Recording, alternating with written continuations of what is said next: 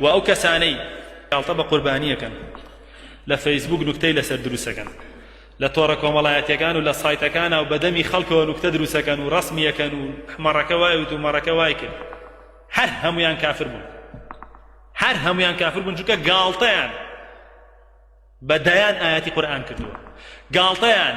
بەڕێو ڕسمێکی دینی کردووە کە پێخەمبەرێکی ئیبراهیم کردوێتی گاڵتەیان بە پێخەمبەر کردووە عەلەیهی السەلات وەسەلام کە لە ڕۆژی نەحدا 7 دانە حوشتری سەر بڕیوە و سەحابەکانیش مەڕ و مانگا و بزن بە پێی توانای خۆیان سەریان بڕیوە لەبەر ئەوە کافر بوون پێی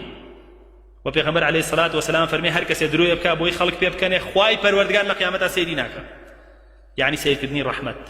ڕەحمی پێ بکە قەت سەیری ناکە ڕەحمی پێ بکە